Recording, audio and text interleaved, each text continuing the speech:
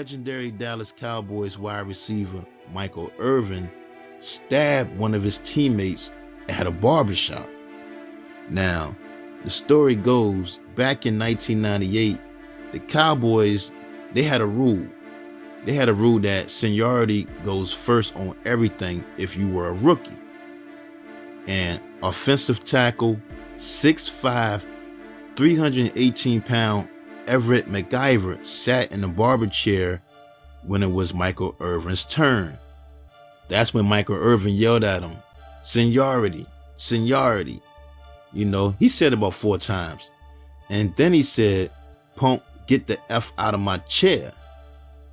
That's when another teammate told Everett McIver not to get up because the rule only applies to rookies. And he wasn't a rookie because he'd been in the NFL for 5 years. So that's when McIver stood up. Remember, he's 6'5", 318 pounds. McIver stood up and pushed Michael Irvin. And Michael Irvin pushed him back. And it became a shoving match.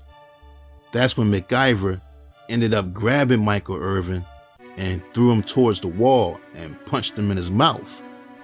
Next thing you know, Michael Irvin grabbed a pair of scissors and stabbed Everett McIver in the neck, just missing his artery by just a couple of inches.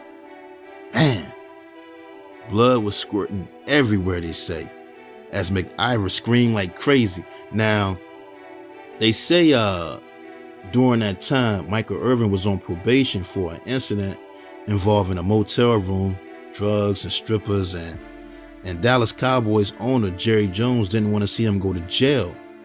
So they paid Everett McIver over 6 figures not to press charges.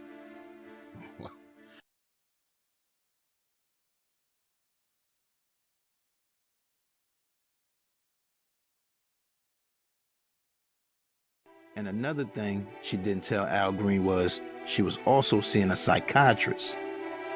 But the truth was she had 3 kids and was married, and her husband was in town from New Jersey trying to bring her back home, but she refused and wanted to be with Al Green. Now see, later that night, right, she was arrested for smoking weed, and Al Green went and got her from the police station and brought her to the studio. Now, while at that studio, another woman friend named Carlotta, who was the flight attendant he became good friends with, had popped up at his house, which made Mary angry. So Al, sensing Mary wasn't happy, decided to leave the studio and take both Mary and Carlotta to his house to relax because he was tired. Now see, Al became worried when Mary sat in that back seat of the car, quiet the whole time, with a crazy look on her face. Now, when they got to his house, the other girl, Carlotta, knew something wasn't right and asked Al Green to be shown to her room right away, saying that she had an early flight the next morning. Now, once in the house, right, and after making sure Carlotta was good, Al Green went to check on Mary, who was in his kitchen, boiling hot water in a big pot with a wooden spoon at the stove. She asked Al, did he ever think about getting married? And he responded saying, "Let's talk about this in the morning." But then Al asked her, "What are you cooking?" And Mary responded saying, "I would never do anything to hurt you." Now scared and worried, Al went to take a shower, and after the shower, while brushing his teeth, naked looking in the mirror, Mary walked in behind him with that steaming pot in both hands. After adding grits to the water, making a thick, boiling hot, sticky paste, with all her strength, she threw it at him, splashing the bathroom walls and scorching his naked back, arms, and abdomen, and then she ran. The pain was so intense, he started screaming in pure agony. From all of the screaming, the other girl, Carlotta, ran out of her room and grabbed Al. She put him in the tub, turned on the cold water in the shower to see if that would help ease the pain, but it didn't, because by that time, the blisters began bubbling on his burnt flesh. Every time she would try to wipe off the grits, layers of skin would peel off. Now, while Al and Carlotta are in the bathroom, they heard 2 shots go off. Now, also remember, Al Green had security guards in his house as well. Al claimed after hearing the shots, he jumped up with his back bleeding and all to see what was going on and found Mary on the floor in the bedroom with a gunshot wound above her right ear with the gun in her hand. 2 suicide notes was later found in her purse. More than 2 hours had passed before they decided to call the police for reasons nobody can explain why they waited so long. And at the hospital, the cops would question Al Green while he was trying to recover from his injuries. At first, they didn't believe him because at the scene, 3 bullets from 2 different guns was recovered. But later, police say 1 bullet was removed from Mary's body. The second bullet probably was a courage shot Mary fired before she killed herself. And the third bullet, according to Al Green a week before, while cleaning his gun, it accidentally went off in the same room they found Mary's body. Now, after passing a polygraph test and his friend Carlotta Williams and the bodyguards,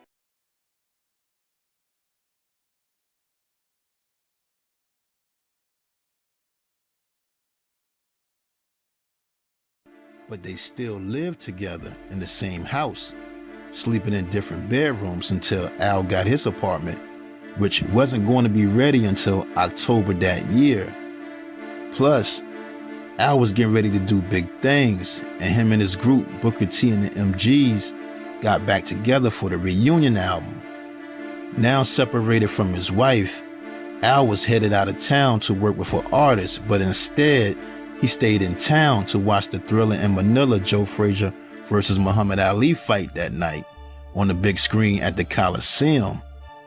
Now, after the fight, Al decided to go home to his house where Barbara Jackson was still living.